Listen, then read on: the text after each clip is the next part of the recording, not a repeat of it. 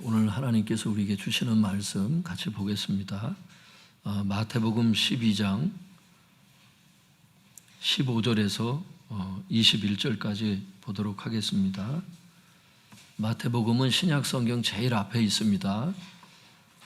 마태복음 12장 15절 말씀에서 21절 말씀까지 보겠습니다.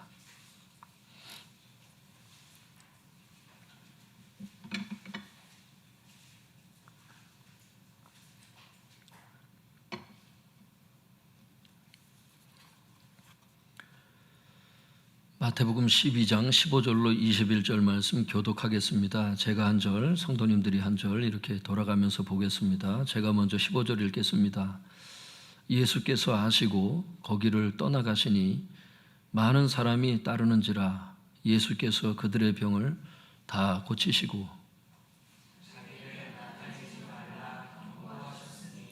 이는 선지자 이사야를 통하여 말씀하신 바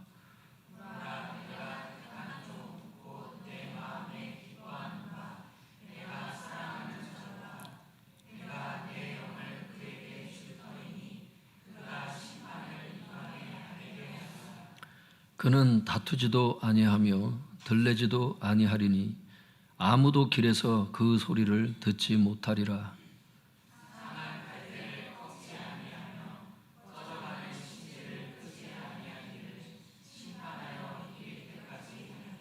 같이 읽겠습니다. 또한 이방들이 그의 이름을 바라리라 함을 이루려 하심이니라. 아멘. 성도님들 설교 제목 한번 따라해 보겠습니다. 하나님께서 택하신 종, 하나님께서 택하신 종, 하나님께서 택하신 종, 이런 제목으로 하나님의 말씀을 전하도록 하겠습니다. 우리 그 15절에서 17절까지 먼저 읽어보겠습니다. 15절에서 17절까지 읽겠습니다. 시작. 예수께서 아시고 거기를 떠나가시니 많은 사람이 따르는지라 예수께서 그들의 병을 다 고치시고 자기를 나타내지 말라 경고하셨으니 이는 선지자 이사야를 통하여 말씀하신 바. 앞의 내용을 알아야 이제 오늘 말씀이 이해가 될 텐데 앞의 내용이 이해가 되지 않더라도 이 시간은 설명을 잘 들으면 이해가 될 수 있도록 최선을 다해서 한번 설명을 해볼 테니까 여러분들께서도 말씀을 한번 잘 집중해서 살펴보시기 바랍니다. 15절 말씀에 보니까 예수께서 아시고 이렇게 말씀하세요. 뭘 알았다는 건가? 14절 얘기예요. 14절. 예수님 그 바리새인들이 예수님 죽이려고 음모 꾸몄잖아요. 그걸 아셨다는 거예요, 주님께서. 근데 주님께서 그 자기를 죽이려고 하는 그 사람들의 그 음모를 아시고 그들과 맞붙어 싸운 게 아니에요, 주님께서. 우리는 좀 나한테 이렇게 좀 해를 가하거나 나에게 손해를 주는 사람들, 그럼 자꾸 이제 그 복수하고 싶은 마음이 자꾸 이제 드는데 성경에서 그렇게 하지 말라는 거예요, 그게. 복수를 하면은 마음이 즐거울 것 같은데 그렇지가 않다는 거예요. 주님께서 자기를 위협하는 사람들에 대해서 위협을 가하지 아니했으니까 그를 본받으라고 주님께서 말씀하십니다, 성경에. 여러분들 지금 마음속에 누군가에 대한 적개심을 갖고 있거나 항상 보면 그 사람이 마음에 안 들거나 이런 친구들이나 그런 직장 동료들이나 내가 관계하고 있는 인간관계 가운데 그런 사람들이 있다면 그 마음을 십자가 앞에 빨리 내려놓을 수 있길 바랍니다. 왜 그러냐면 여러분들이 주님 앞에 잘못한 게 많이 있어요. 저와 여러분이. 근데 주님께서 복수하지 않으셨다고 우리를. 우리가 했던 대로 하나님께서 복수하셨으면 우린 이 자리에 없습니다, 여러분. 성경이 말씀하시는 것은 그 사랑을 받아놓고 못 받은 사람처럼 나가서 그렇게 행하지 말라는 거예요. 부인이 잘못할 수 있죠. 용서하라는 거예요. 할렐루야. 주님께서 바리새인들이 자기를 죽이려고 하는 그 음모를 아시고 거기를 떠나가셨어요. 거기가 뭔가 그걸 알아야지 뭐 이 한 문장이 이해가 되는 거죠. 거기라고 하는 것은 그 구절 말씀을 얘기를 하는 거예요. 그 앞에 바리새인들이 있는 그 회당을 얘기를 하는 거라고. 그들의 회당을, 바리새인들의 회당. 이게 회당을 그냥 떠나가셨다 그 뜻이 아니에요. 단순히 예수님께서 안식일에 대한 가르치는 사역을 행하시고 안식일에 질병을 고치시고 막 하셨잖아요. 가르치는 사역과 치유 사역을 하셨는데 바리새인들이 어떻게 했어요? 예수님 죽이려고 했잖아. 대적했잖아. 예수님의 사역을 대적했다고. 그럼 주님께서 그 가운데 남아서 막 비굴하게 좀 나를 좀 믿어주세요. 내가 구원자니까 나를 좀 믿어주세요. 이렇게 하신 게 아니에요, 성도님들. 주님께서 그들을 떠나가신다고. 예수님을 믿는 그 기회가 항상 오는 게 아니라는 걸 제가 느껴요. 언젠가도 그 타이밍에 대해서 제가 지난 금요일인가요? 그때도 말씀드렸다시피 타이밍이 있어요. 하나님께서 주시는 그 은혜의 파도가 있다고. 자기의 그 때가 있어. 그걸 잘 타셔야 돼. 그걸 잃어버리면 그게 한 몇십 년 있다가 올지 아니면 다시는 오지 않을 수도 있어요, 성도님들. 오늘 우리가 듣는 이 설교가 여러분들은 그냥 우연히 이 자리에 나와 있는 것처럼 느낄 수 있는 그런 분이 계신지 모르겠지만 그냥 우연히 나온 게 아니에요. 하나님께서. 우리 교회는 정말 다른 교회도 훌륭한 교회들이 많이 있겠지만 우리 교회는 하나님의 임재가 있는 교회예요. 지난 금요일도 말씀드렸잖아요. 막 이 고막을 하나님께서 이게 막 생성시키신다니까 막 할렐루야. 뭐 의사가 보고 막 깜짝깜짝 놀라는 거예요.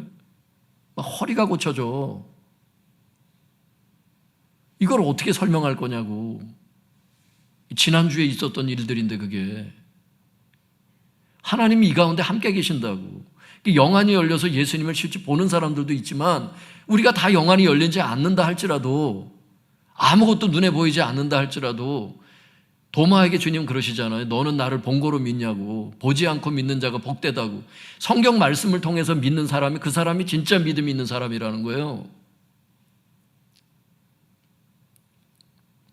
복된 분들 될 수 있기를 바랍니다. 그 기회가 계속 오는 건 아니라는 거예요. 믿음의 기회가 계속 오는 건 아니야. 예수님께서 기회를 주실 때 얼른 그 기회를 잡아야지. 바리새인들이 예수님 대적하고 계속 하니까 예수님 그냥 떠나가시잖아. 예전에도 한번 봤거든요. 예수님께서 그냥 떠나가세요. 그 붙들고 계속 사정하는 게 아니요. 몇 번 일으켜줬으면 와야지 자꾸 저걸 하는데도 계속 어린애 짓을 하고 이러면 안 된다고. 믿습니까?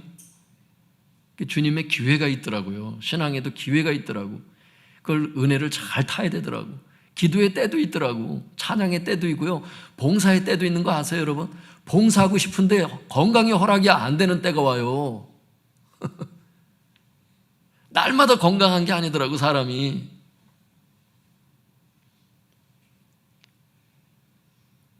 그래서 기회가 보이는 것이 그게 은혜다. 기회가 보이는 것이 그게 은혜다. 하나님께서 어떤 사람 이런 사람이 있어요.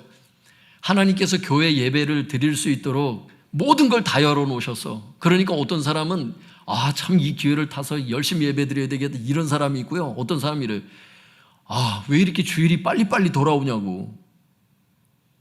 열받는다고. 나보고 교회 자꾸 가라고 그러지 말라고. 오히려 하나님이 주신 그 예배의 기회를 막 귀찮게 생각하고 막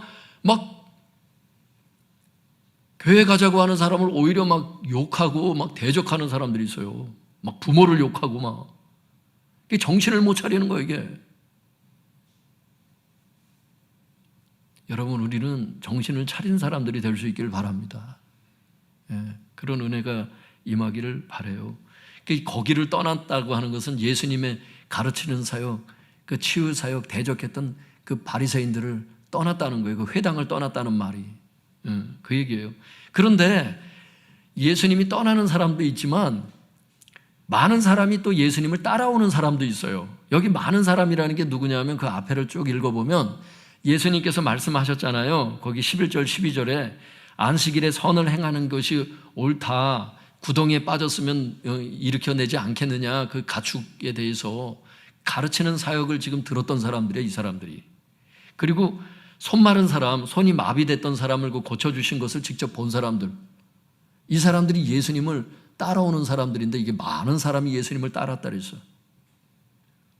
그러니까 가르치는 사역, 치유 사역, 주님의 그 사역을 목격을 하고 예수님을 따른 사람들이니까 적어도 예수님 사역에 대해서 동의했던 사람들이지. 이 사람들에 대해서 주님께서 어떻게 하셨느냐 하면 그 15절 보니까 많은 사람이 주님을 따라오는데 예수님께서 그들의 병을 다 고치셨다고 이렇게 되어 있어요. 그러니까 주님께서 병을 안 고치는 사람이 있고 오히려 주님이 그 사람을 떠나가는 사람이 있고 어떤 사람은 모든 질병을 다 고치는 사람이 있고 이 차이가 뭐냐 이거예요, 여러분. 어떤 사람은 하나님께서 살아계신 것을 날마다 경험하는 사람이 있고 어떤 사람은 아유 하나님이 계신지 안 계신지 모르겠다. 이 차이가 뭐냐 이거예요, 이게. 어떤 사람에게는 당신 자신을 주님께서 나타내 보여주는 사람이 있고 어떤 사람은 아무리 기도해도 응답이 없는 사람이 있고 이 차이가 뭐냐는 거예요, 이게. 오늘 성경을 보면 주님이 어떤 사람을 떠나가시고 어떤 사람에게 응답하세요. 언젠가도 말씀드렸다시피 주님은 이미 충만하신 분이고 이 세상을 다 지으신 분이라 돈으로 그분의 마음을 살 수도 없고요, 학벌로 그분의 마음을 살 수도 없어요. 그분 앞에 설 수 있는 방법이 한 가지가 있는데 따라해 볼까요? 겸손. 주님께서 원하시는 건 겸손 한 가지더라고, 성경에 보니까. 더 큰 은혜를 주시나니 교만한 자를 하나님께서 대적하시고 겸손한 자에게 은혜를 주시느니라. 하나님은 저와 여러분들에게 뭔가를 걷어내려고 하시는 분이 아니에요. 더욱 큰 은혜를 주시나니 주시려고 하는 분이야. 그게 겸손해야 된다는 거예요, 그 앞에서. 겸손한 심령을 주시면 하나님께서 회개도 시키시고 영적인 것도 가르치시고 말씀도 깨닫게 하시고 내 노력으로 그냥 막 신앙생활 하는 게 아니에요. 성령님이 그것도 다 도와주셔.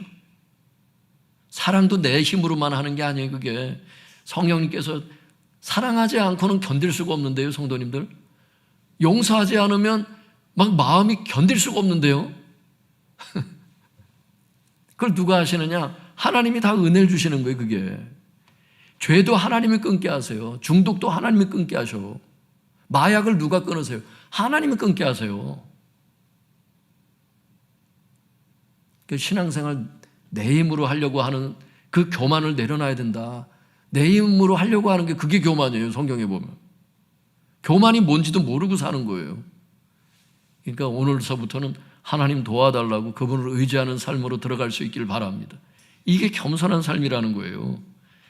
하나님께서 어쨌든 이런 사람들의 병을 다 고치셨어요. 그 다음에 16절에 주님께서 이렇게 경고를 하시네요. 16절에 자기를 나타내지 말라 이렇게 경고를 하세요. 가르치는 사역을 잘하시고 병도 다 고치시니 얼마나 자랑할 게 많으셨겠어, 주님이.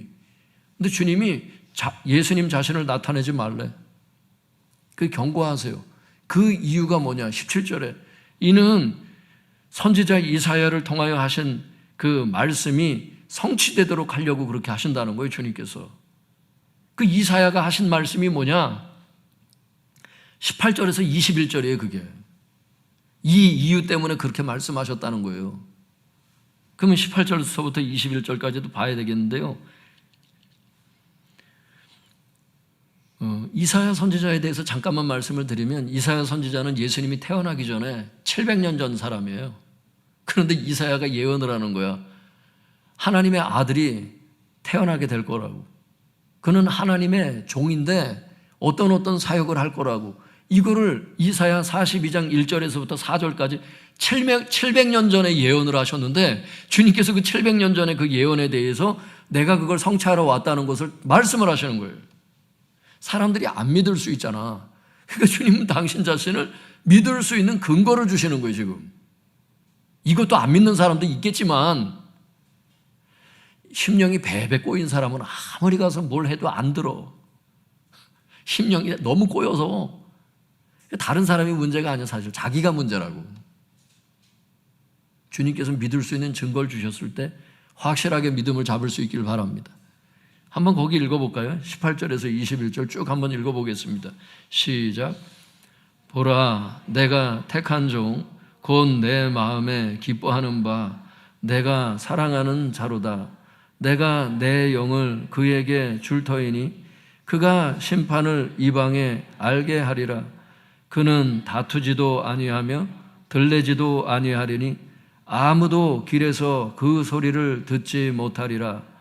상한 갈대를 꺾지 아니하며 꺼져가는 심지를 끄지 아니하기를 심판하여 이길 때까지 하리니 또한 이방들이 그의 이름을 바라리라 함을 이루려 하심이니라. 이것을 이루려고 하신다는 거예요, 주님께서. 그 자기를 나타내지 말라고 경고하셨어요. 한 절 한 절 그 의미가 뭔지를 한번 보겠습니다. 이사야 선지자가 예수님에 대해서 뭐라고 예언을 700년 전에 해놓으셨는지, 그리고 700년 후에 진짜 하나님께서 당신의 아들을 보내셔서 어떻게 사역을 행하시고 어떤 성품으로 치유를 하셨는지를 그걸 한번 보도록 하겠습니다. 18절에 보니까 이런 말씀이 있어요. 내가 택한 종, 이렇게 얘기를 해요. 여기서 나라고 하는 게 누구예요? 하나님이에요. 지금 하나님께서 이사야를 통해서 하신 말씀이잖아요. 내가 택한 종, 그 메시아 예수님을 얘기를 하는 거예요. 그건 내 마음에 기뻐하는 바, 내가 사랑하는 자예요. 내가 성령을 그에게 줄 터인데 그가 그래서 어떤 사역을 하는 거예요? 그가 심판을 이방에 알게 하리라. 여기 심판이라고 번역을 해놨어요. 한국말로. 한국말로 번역할 때 이걸 심판이라고 번역을 해놨어. 그 심판이라는 뜻도 있지만 이사야 42장 그 4절 말씀에 보면은 심판이라는 게 그 교훈이라는 뜻이라고, 교훈. 그러니까 내가 교훈을 이방에 알게 하리라. 예수님의 사역을 얘기를 하는 거라고. 그래서 이 교훈이 뭐냐? 매튜엔이라고 하는 주석가가 그래서 이 심판이라고 하는 것은 복음을 얘기를 한다, 얘기를 하지. 그래서 한마디로 얘기를 하면 이런 뜻이에요, 성도님들. 그가 복음을 이방에 알게 하리라. 그가 누구예요? 예수님이. 예수님이 복음을 이방에 선포할 것이라는 뜻을 얘기를 하는 거예요. 그러니까 메시아의 사역이 뭐냐? 복음을 전하는 것이다, 그게. 근데 성경에 보니까 복음을 전하는데 무엇으로 복음을 전하죠? 가르치는 사역과 치유 사역으로. 그래, 여태까지 봐왔잖아. 이걸 이사야 선지자가 예언을 했다니까. 예수님이 이 땅에 오셔서 복음을 선포할 것이다. 그는 하나님의 택하신 종이다. 메시아다. 구원자다. 다른 종교에 찾아 헤매지 마라. 니네가 믿는 이 종교가 맞는 진리의 종교다. 할렐루야. 얘기를 하시는 거라고 지금. 그 나중에 이제 믿을 만한 증거를 또 주시죠. 나중에 나와요, 그게. 지금도 믿을 만한 증거긴 하지만. 그래서 그가 복음을 이방에 선포할 것이다, 이렇게 얘기를 해요. 메시아 사역이 뭔지를 얘기를 한다 그랬어요. 그 다음에 이 말씀 자체에 들어있는 게 메시아 사역의 범위가 어디까지냐, 그것도 말씀하시는 거예요. 범위가 유대인들만 얘기를 하는 게 아니라는 거예요. 이방인까지 선포가 될 거라는 거예요. 거기 나오잖아. 이방에 알게 하리라. 이방인들까지. 그러니까 다시는 이런 소리를 하면 안 돼. 아니, 유대인 종교인 그 예수님을 왜 우리나라 토속 종교가 불교 아니냐고 이런 소리 하지 말라는 거예요. 예수님은 유대인들을, 이스라엘만 위해서 오신 게 아니고 이방에게까지 그 복음을 전하게 선포하기 위해서 오셨다는 게 여기 나오잖아요. 온 세상이 다 믿어야 되는 거야. 믿습니까? 그런 뜻입니다. 그래서 예수님의 사역의 범위는 이방인까지 다 구원하는 게 예수님의 목표입니다. 19절 말씀해 보니까 성도님들 19절 한번 읽어볼까요? 시작. 그는 다투지도 아니하며 들레지도 아니하리니 아무도 길에서 그 소리를 듣지 못하리라. 성도님들, 이 말씀이 무슨 뜻인지 이해를 하시겠어요? 지금 한글로 읽어도 이게 무슨 뜻인지 아시겠어요? 제가 한번 설명을 드려볼게요. 이게 메시아의 그 사역 방법을 얘기를 하는 거예요. 특별히 가르치는 사역이 먼저 나와요. 가르치는 사역을 주님께서 하실 때에 어떻게 가르치는 사역을 하실 거냐? 다투지 않고 들레지 않고 말씀 사역을 하신다는 거예요. 다투지 않아. 들레지 않아. 들랜다는 게 소리 지른다 이런 뜻이에요. 소리 지른다. 그러니까 다투지 않고 소리 지르지 않고 전도하고 설교하고 그런다는 거예요. 그래서 아무도 길에서 그의 음성을 듣지 못할 정도로 그렇게 말씀 사역을 하신다는 거예요. 이게 뭘 뜻하는 거냐? 온유하고 겸손하게 가르치는 사역을 하실 것이다. 이걸 말씀하시는 거예요. 이런 주님이시기에 15절에 자신을 대적하고 죽이려고 하는 바리새인들과 다투지 않고 소리 지르지 않고 싸우지 않고 조용히 그들을 떠나셨다는 게 그 15절에 나왔잖아요. 아까 거기를 떠나가시니 이렇게 돼 있잖아요. 주님은 맞붙어 싸우지 않으셨다고. 안 믿으려고 하는 사람을 강제로 붙들어 놓고 강압하지 않으셨다고. 인격적으로 사역하셨다고. 그게 온유와 겸손이에요. 부드럽게 설교하셨다고. 그 16절에도 보면요, 자신을 나타내지 말라고 명령하시잖아요. 이게 겸손이에요. 설교자가 자기를 자랑하고 전도하는 사람이 자기를 자랑하고 이게 아니라는 거예요. 자기를 나타내는 게 아닌 겁니다. 설교자들은 특별히 조심해야 되는 거예요. 전도자들은 특별히 조심해야 되는 거예요. 간증한답시고 자기 자랑하는 사람이 많아요. 그런데 그 예전에 그 CCC 우리 저 아들 지금 CCC 이제 들어가서 하는데 거기 저 간증하라고 그러더라고 얘기를 해요. 전체 체포는 이제 5개 대학 모여서 이제 하는데 그 간증문을 한번 써오래. 그래서 써가지고 갔더니 간사님이 다 이렇게 한번 봐주더라는 거예요. 그 다음에 어떤 거 수정해서 다시 좀 간증문 써와라. 다 검사를 해서 간증문을 전체 학생 있는 데서 쭉 간증하라. 차라리 이런 게 좋겠더라고.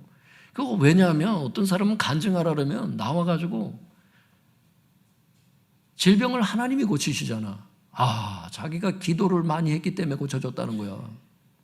기도를 많이 해도 하나님이 응답하지 않으시면 고쳐지지 않아요.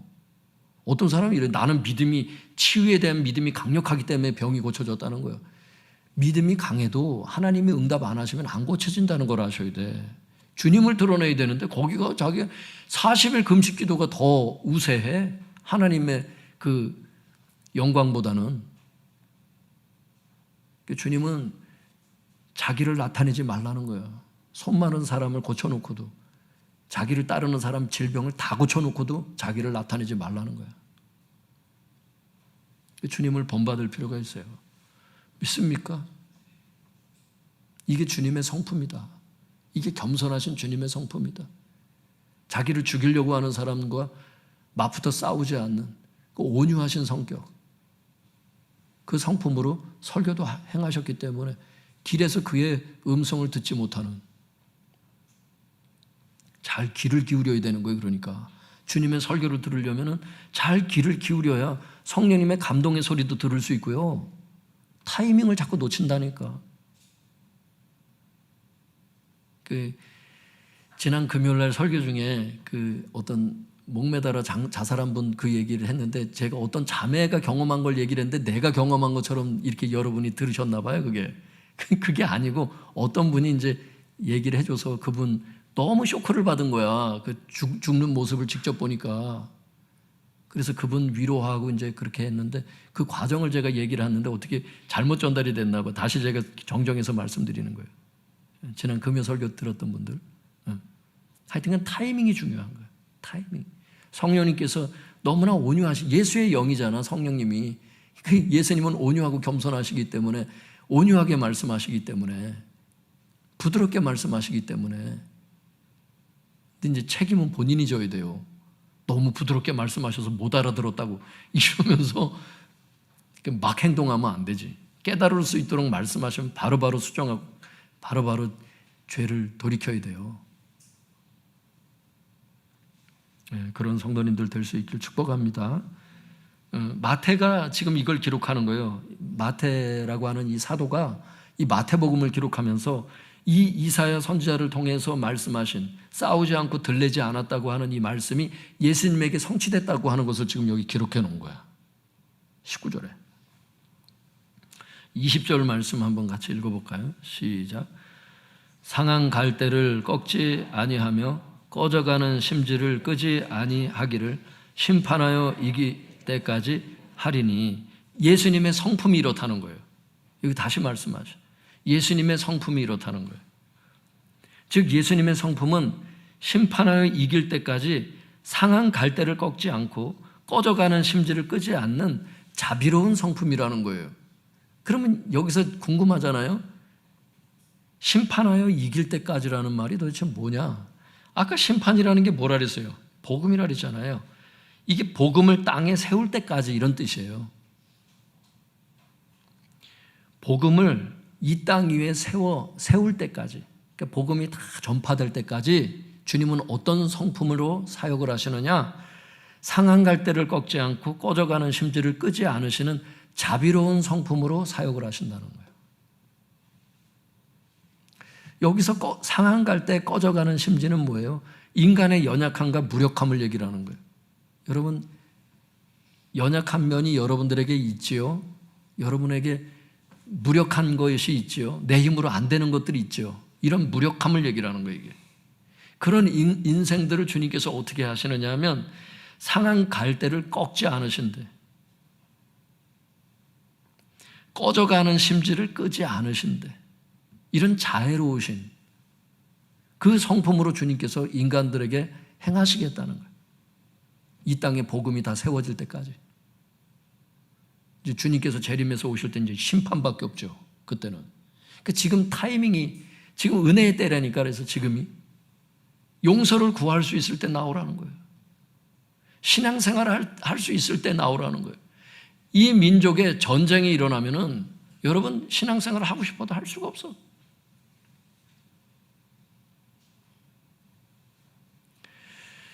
예, 여태까지 이제 인생을 이게 살아온 사람들은 우리 때 전쟁이 일어나겠냐고 이렇게 하다가 전쟁들이 다 일어났어요. 우크라이나 예전에 전쟁이 일어났어요. 북한군이 지금 러시아를 도와서 지금 이제 참전을 했어요. 이게 이제 다 밝혀졌죠. 그러면 북한군이 이제 실제 전투를 참여하게 되면은 지금 21세기 최첨단 이제 전투를 이제 참여하게 되면 그들의 군사력이 또 증강이 되죠. 또 러시아에서 도와주고 또 다른 미사일 기술들을 가르쳐 주는 그런 조건들이 이제 지금 막 오고 간다는 거죠. 그러면 안보에 이제 위협을 받게 되는 거예요. 이제 러시아하고 우크라이나만 싸웠는데 뭐 무기 정도 서로 도왔죠. 자기 도와주는 나라들이. 이제 군인이 들어가는 거예요. 그러면 우크라이나에서 가만히 있을까? 여길 도와주는 또 다른 나라들이 또 들어가는 거예요. 그럼 이제 이게 확전이 돼버리는. 우리나라가 이제 우크라이나 도와주면 러시아에서 가만히 안 있겠다 그러잖아. 이 푸틴이 무서운 사람이잖아요. KGB 출신이고. 이제 이거 어떻게 제2의 6.25가 일어나면 안 되는데 뭐 거기까지 내다보는 건 뭐 아닐 수도 있지만 여태까지 뭐 전쟁을 예고하고 전쟁이 일어나나? 난 요즘에 3차 세계대전 일어나지 않게 해달라고 계속 기도하고 있어요. 우크라이나에서 전쟁이 일어난다 이러면요, 사람들이 남의 나라가 전쟁이 일어났다 이렇게 생각해요. 곡창지대가 불타는데 당연히 곡물값이 올라가고, 여러분 이란 이라크가 공격을 받는다 그러면 그냥 뭐 남의 나라가 전쟁이 일어났나 보다. 석유값이 급등하면 여러분 가스고 뭐고 다 올라가는데, 원자재 값이 다 올라가는데, 정부에서 못 막아가지고 올라가는 게 아니에요. 여러분 이게 잘 보시라고. 막아도 안 되는 게 있어. 남의 나라에 전쟁이 일어났으니까 일어났나 보다 이게 아니고 기도를 해야 돼요. 여러분 평안할 때 신앙생활 해야 되고, 내가 교회 나올 수 있을 때 교회 나와야 되고, 성경 볼 수 있을 때 여러분 성경 봐야 되고. 근데 제 얘기를 하잖아요. 귀가 나가는데, 고막이 나가는데 무슨 설교를 듣냐고. 봉사할 수 있을 때 봉사하고, 저축할 수 있을 때 저축하세요, 여러분. 흥청망청 쓰지 말고. 난 우리 애들한테도 얘기를 했잖아요. 얘들아, 젊은 애들이 제일 먼저 사는 게 차랜다, 차. 차 사면 돈 못 마. 여러분, 재정 전문가들한테 누구한테 물어보세요, 여러분. 차를 언제 사라고 그러는지. 유지비가 안 돼, 일단은. 그리고 혼자 독립하게 되면 이제 벌써 월세하고 거기에서 벌써 다 깎여. 적금 못 해. 애들한테 들으지. 최대한 부모 옆에서 저축을 해라. 실컷 파먹어라. 파먹으란 말이 무슨 말인지. 이게 다 때가 있어요, 때가. 그 때를 놓치지 말고. 신앙에도 때가 있다. 성령님께서 우리에게 말씀하시고 주님께서 나오라고 그럴 때 얼렁얼렁 나오고, 겸손한 자가 돼서 은혜를 받아요. 자꾸 고집 피우지 말고. 어떤 사람은 고집 때문에 죽어요, 또. 고집이 너무 세. 그러니까 고집이 센 사람들이 이게 복음으로 돌아오면 전도할 때 고집이 있어야 전도가 되잖아. 이게 좋은 대로 잘 쓰임 받을 수 있는데, 이게 이제 한번 삐지고 돌아가면요, 누가 얘기를 해도 안 들어. 이게 사울이 그래가지고 고집 때문에 죽었잖아요. 사울왕이. 주님께서 말씀하시면 고분고분하게 이렇게 나오는 그 성격이 좋은데, 고집을 피우고 나오라면 안 나오고, 예배에 나오라면 안 나오고, 구원받을 때라면 난 구원 안 받겠다고 그러고, 난 지옥에 가도 상관없다고 그러고, 막 이렇게 말을 너무 함부로 해.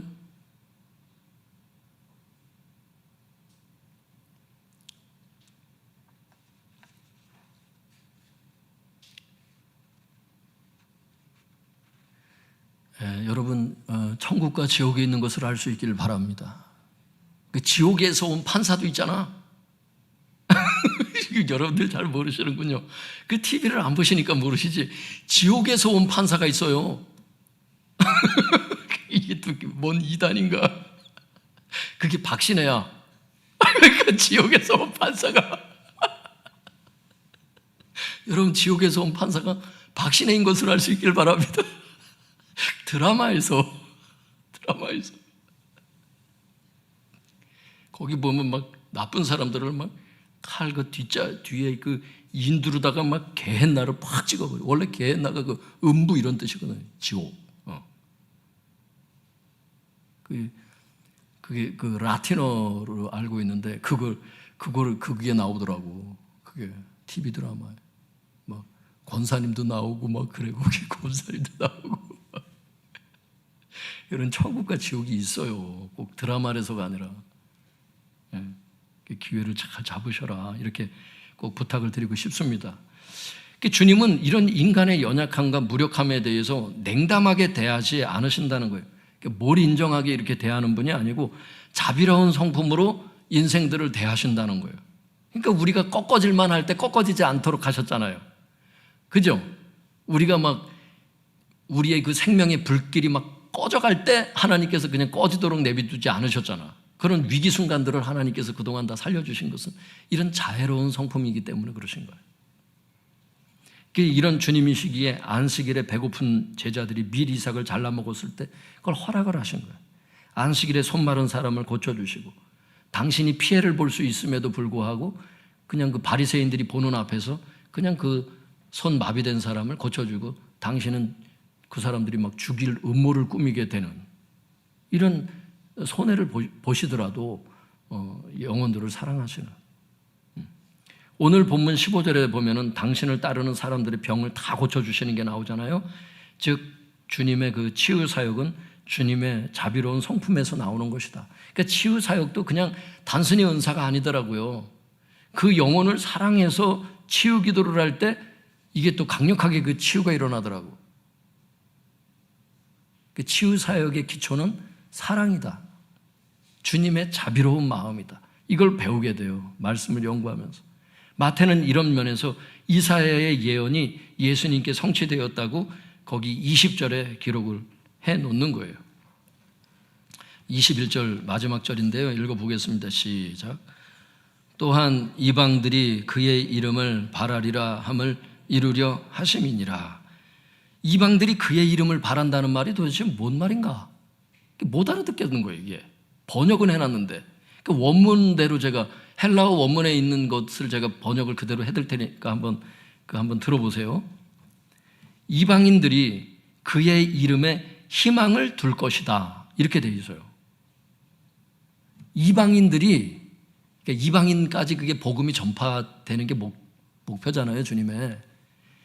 이방인들이 그 예수님의 이름에 희망을 둘 것이다. 이렇게 되어 있어요. 이게 이사야의 예언이 되어 있어. 여러분, 그래서 성탄절을 사람들이 예수님의 희망을 걸잖아. 성탄절이 전 세계 축제가 됐잖아. 전 세계 교회가 세워졌잖아. 예수님의 그 이름에 희망을 거는 겁니다. 많은 사람들이. 그 이방인들조차. 우리도 이방인 아니에요? 유대인들 입장에서는. 이방인들이 지금 예수님의 이름에 희망을 걸고 지금 이 자리에서 막 기도하고 병 고침을 받고 막 기적이 일어난다고. 할렐루야. 예. 사랑하는 성도 여러분, 하나님께서 택하신 종이신 예수님은 어떤 분이십니까? 예수님은 온유하고 겸손하게 가르치는 사역을 감당하신 구원자이십니다. 또한 예수님은 자비로운 성품으로 치유 사역을 감당하신 구원자이십니다. 이 예수님의 이름에 희망을 두시기 바랍니다. 왜냐하면 예수님만이 온유하시고 겸손하시고 자비로우신 하나님께서 택하신 유일한 구원자이기 때문입니다. 여러분의 이 믿음이 있다면 오늘 주님께서 그 믿음에 응답하실 줄 믿습니다.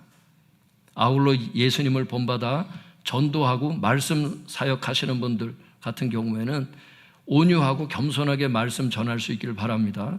또한 예수님을 본받아 치유 사역을 할 때 영혼들을 사랑해서 치유 사역을 감당할 수 있기를 바랍니다. 주님께서 역사하십니다. 주님을 따르는 자들에게 역사하십니다.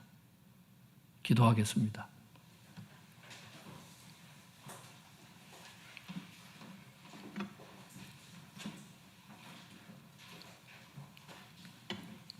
예수님 이름 3번 부르고 우리 통성에서 같이 기도하겠습니다.